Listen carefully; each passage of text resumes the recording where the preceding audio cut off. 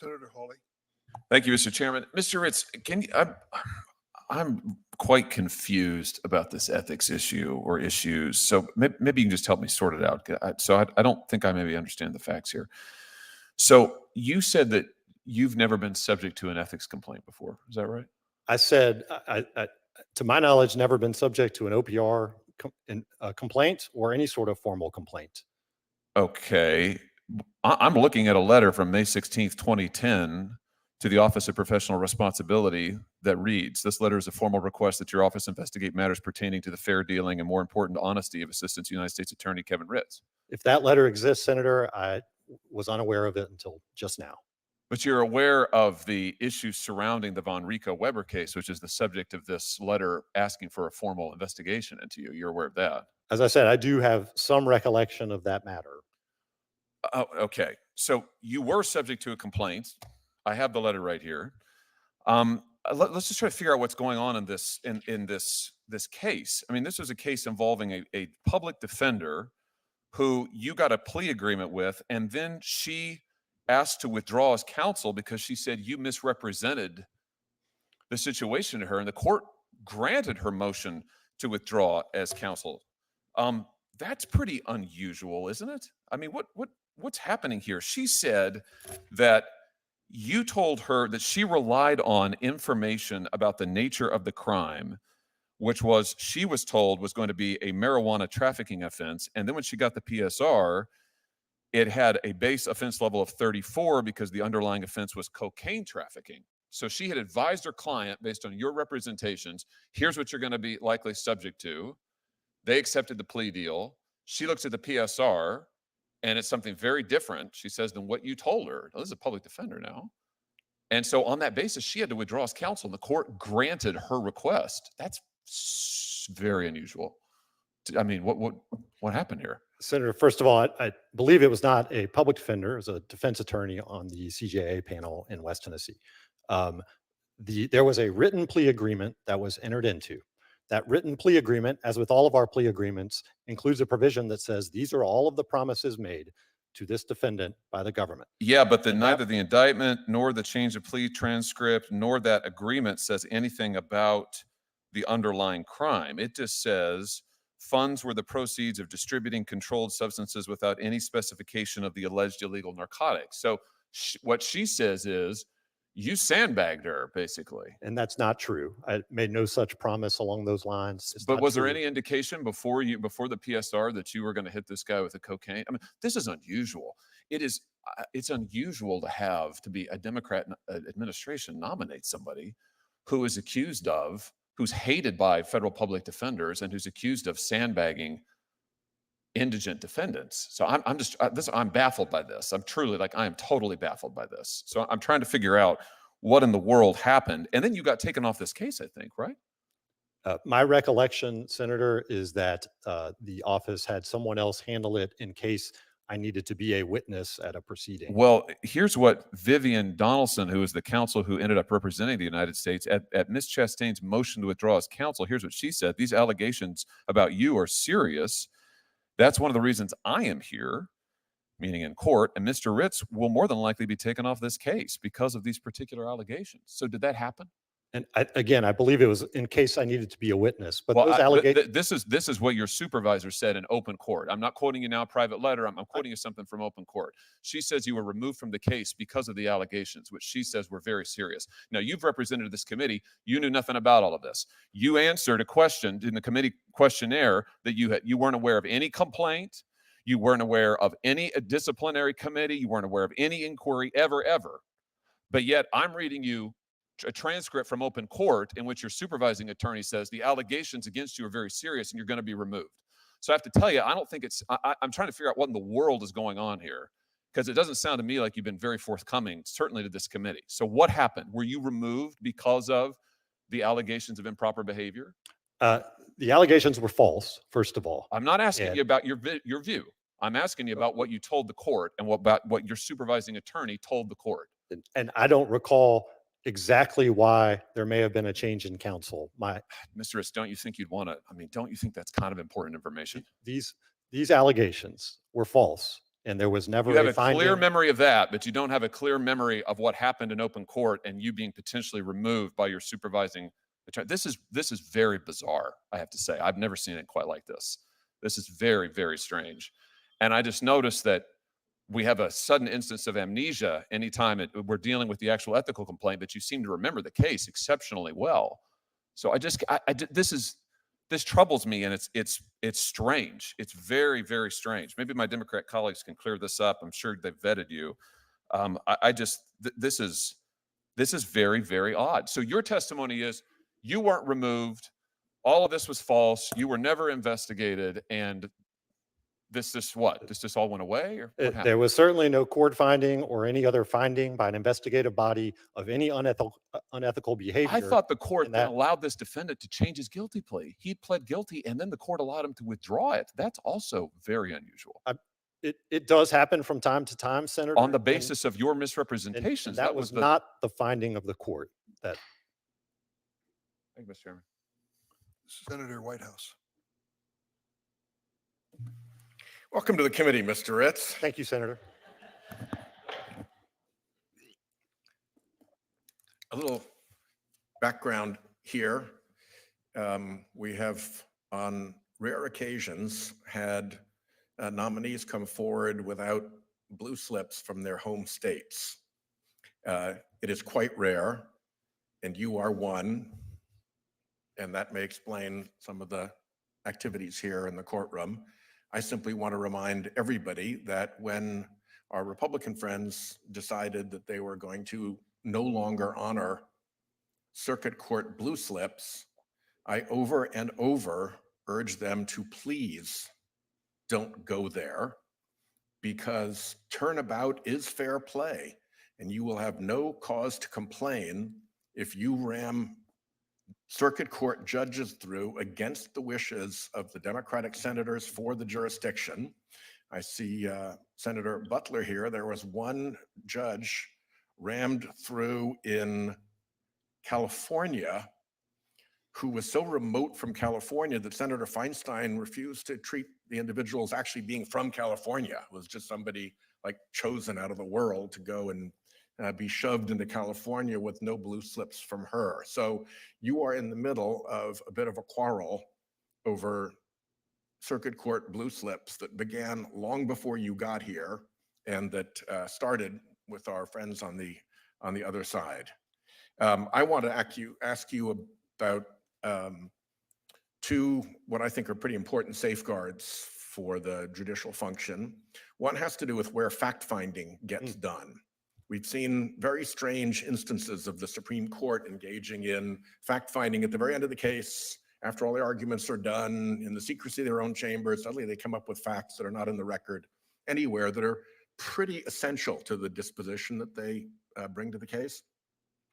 In your view, where does the fact-finding function belong in the American judicial system? Senator, it belongs in the district at the district court level, and whether the fact finder is the judge or a jury, that is where it belongs. And that's because the adversarial process can test the facts, that there's trial time to develop the facts, there's a neutral judge to decide the facts, and if the judge should get it wrong, there's at least a chance of appeal, even though factual appeals are disfavored, correct? And that's correct. One way I've thought about it, Senator, is the people in the courtroom at the district court level are the ones seeing the witness testifying and can determine whether that witness is telling the truth or not. Right? Yeah. And the other thing has to do with the role of the jury. My view is that the Supreme Court has rather diligently been trying to undo the role of the jury and allow all sorts of ways, particularly for corporate defendants, to get around jury trials by requiring that they agree to private proceedings instead of a public trial and so forth. And I just wanted to get your view on this as well. I go back to, Blackstone and the founders, who talk about the importance of the jury as actually a means of governance. That this is a way in which regular people get a chance to have a say in their own governance, and it also protects government against the power of wealthy and powerful interests, because every jury comes in new, You don't have a chance to influence them. If you try, it's a crime. It's called jury tampering. Whereas people try to tamper with our branch of government nonstop. Lobbyists are paid fortunes to do that. People pour money into congressional races to do that. So to me, the jury is very important as a check against power and wealth, and as a means for the engagement of the community in important government decisions. And I'm interested in your views on that. I completely agree that the jury right is central to our system, Senator. And of course, it's constitutionally protected in the Sixth Amendment and in Article 3. I think it's the only right that's been in both the body of the Constitution and in the amendments, that the right to jury in criminal trials, and of course the Seventh Amendment right to jury in civil trials. I have seen it. The bulk of my experience, of course, has been in criminal cases, and the bulwark that you were kind of alluding to, I see it, of course, in our cases where there is a jury of peers that stands between the government and this person's loss of their freedom, and it's crucial. You can get powerful entities like Fox News and like a former president and like InfoWars, who are brought into a courtroom and suddenly have to be accountable for the first time, and it makes a very big difference. Thanks very much, Chairman. Thank you, Senator Whitehouse. Senator Kennedy. Thank you, Mr. Chairman. Mr. Ritz, you are a political activist, aren't you? I would not consider myself that at all, Senator. Okay. When you were sworn in as U.S. Attorney, you gave a speech, didn't you? I did. Okay. Here's what you said. I'm going to quote from your speech. But you should know that justice for me is about more than putting people in prison. For me, it's also about who votes and how hard it is to cast that vote. It's about where pipelines go. It's about where bus routes go. Justice is about whether people in all zip codes can get along, whether women have access to health care, whether citizens have affordable housing or clean drinking water. Sometimes those are Department of Justice issues. Sometimes they are not. But for me, they're all justice issues. Did I read that accurately? I believe so, Senator. Okay. Did you really remove the Tennessee state flag from your conference room? Senator, I appreciate you asking about this again. As the chief federal law Welcome. enforcement. Did you do it? So I felt it was fundamentally inappropriate when I gave press conferences and similar statements to the public to indicate or suggest somehow that I spoke for the state, which I don't under our system of federalism. Are you embarrassed to be from Tennessee? Not at all, Senator. I am from Tennessee, grew up as a public school kid in Tennessee. But you were embarrassed to have the Tennessee flag. That's not it at all, Senator. Okay. You have a history of lying to your professional colleagues, don't you? That's not true, Senator. Okay.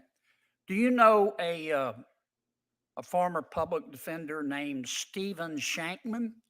I knew him to a degree. I'm not sure we ever had any cases together. I knew who he was, yes. Well, in a private email, not meant for public consumption, to another one of your professional colleagues, this is what Mr. Shankman said, talking about your lying.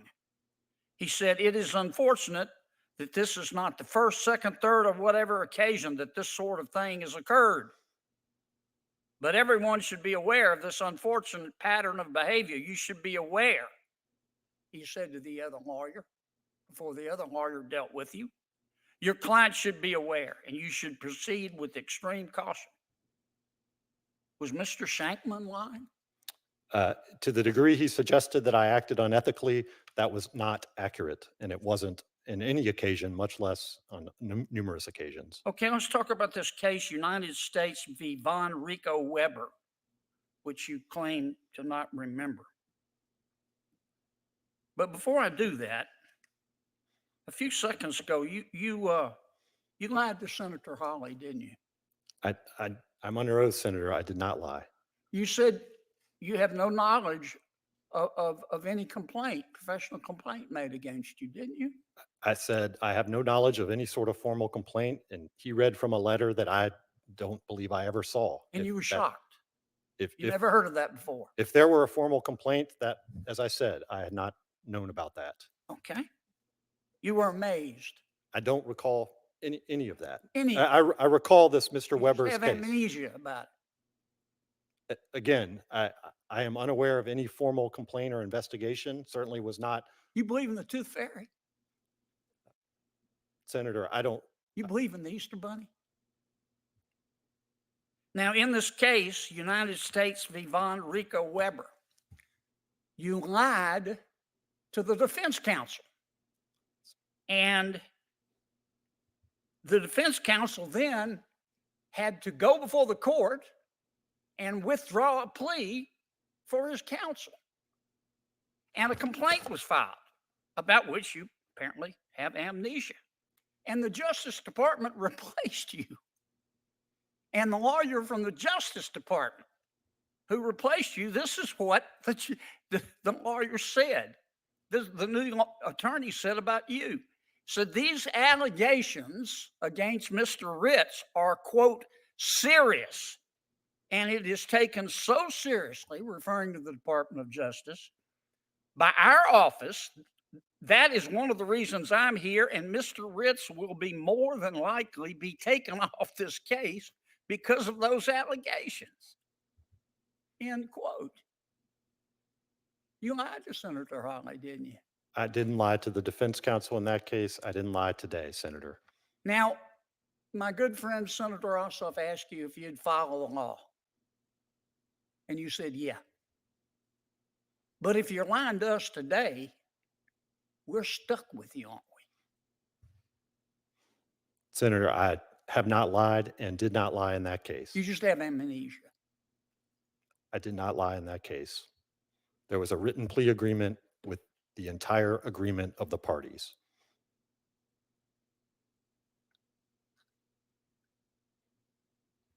If you believe that, you believe Elvis is alive and running a small bait stand on Lake Erie. Shame on you.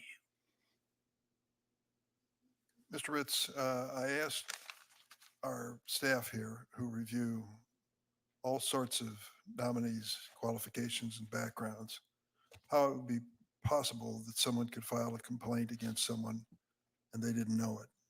They said it is not uncommon at all for OPR to decide not to act on that letter of complaint and not to proceed with it, and not even to notify the person accused. That's my understanding as well. But again, yes.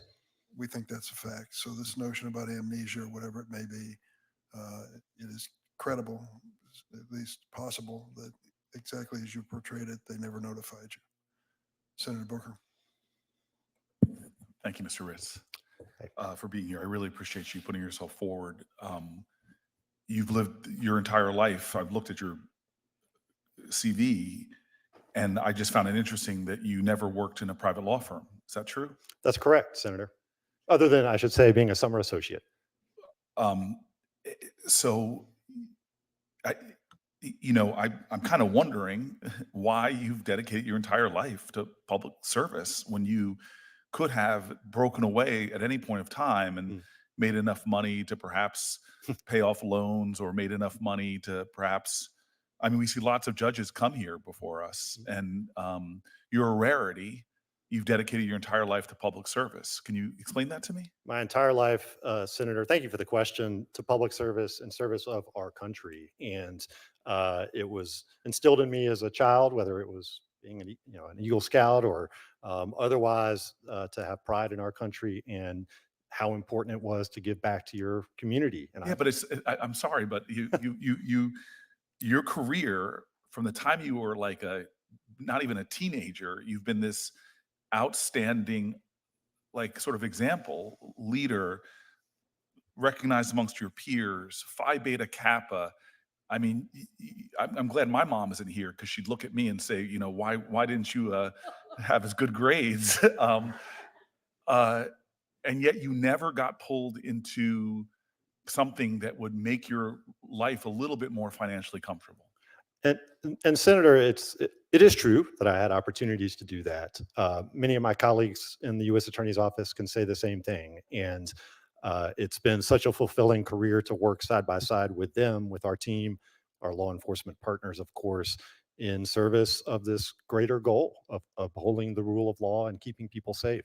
Yeah, and that's interesting to me because law enforcement, there's a lot of aspersions cast on law enforcement as a profession. You and I have had a chance, I imagine, to work with a lot of people in law enforcement and seen sort of their heroic work. Um, why take this career path through being a prosecutor, being a part of basically arm of the law of our country? I'm not going to say I fell into it, but it certainly seemed like a great pathway to kind of move back to your hometown and be an AUSA. It's kind of the best of all worlds. Obviously, you get really good experience as a new prosecutor, and whether you're in state or federal court, and that was certainly the case. I was thrown into things, but to work with law enforcement officers, I can say there were Memphis police officers on my cases who I'd gone to high school with, and just being a part of that community and serving that community every day to try to keep people safe. And I've certainly broadened that portfolio past Memphis to the other 21 counties of our district and taken that responsibility very seriously to make sure we're being intentional about serving the citizens in all 22 of our counties. And you understand clearly through your career what it means to be a patriot. You demonstrate that with the choices you made with your life, what it means to have integrity within law enforcement and how scrupulously disciplined you have to be in the conducting the law. You seem to understand what it means to be humble in your service. And yet law enforcement often gets attacked. You knew you were coming before a Senate committee. You knew you were going to be roughed up. But I wonder what it feels like to live your life with these values, to be the center part of your being, from the letters I've read and the like, to be called a liar or to be accused of these things. How does that make you feel? Senator, whatever I feel would pale in comparison to my colleagues in federal, state, and law enforcement who are on the front lines and deal with, no offense, much more serious risks to their well-being and livelihoods than I am here today, of course. Right. And you probably had in law enforcement, you get questioned from the people on the left and the right. Yes, we do. Yes. And I imagine when you wade into difficult issues that do get the public eye, like the Tyree Nichols case, I'm sure you were questioned during that period as well.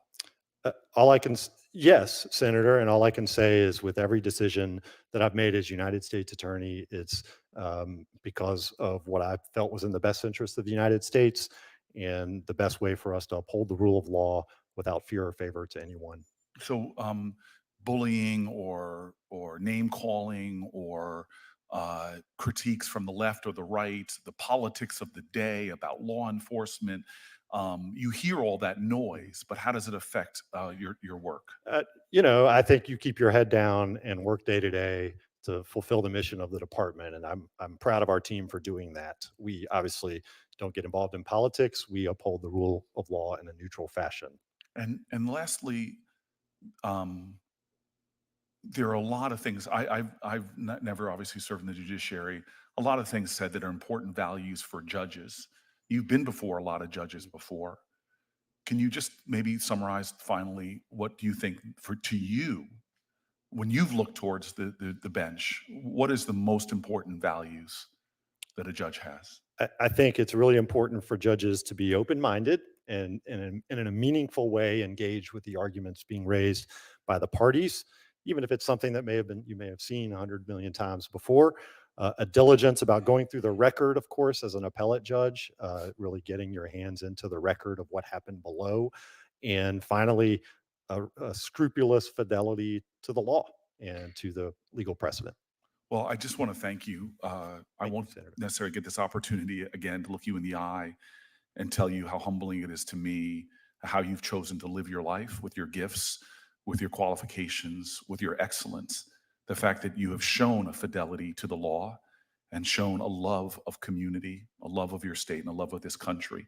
It's not exhibited in your words. It's exhibited in how you've lived. And I'm grateful that you're an American and grateful that you want to do this job. Thank you. Thank you. Mr. Ritz, this ain't beanbag. It's at the highest level for a lifetime appointment to a critically important court in our nation. So you can understand that the seriousness of the matter that we've addressed today. I'm sorry for some of the words that were used, particularly anyone who characterized you as a liar because of this complaint before OPR. We've drawn from their website a statement which I'd like to ask unanimous consent to put in the record. And here's what it says. Most complaints received by OPR are determined not to warrant further review because, for example, the complaint appears to, on its face, to be without merit, is outside OPR's jurisdiction, or is unsupported by any evidence. This is the critical sentence. In such cases, OPR will close the matter without informing the subject attorney of the complaint. So your statements are at least in the realm of credibility as far as I'm concerned, and certainly don't merit any characterization as a lie.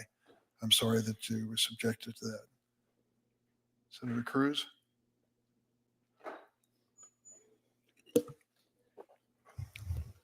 Thank you, Mr. Chairman.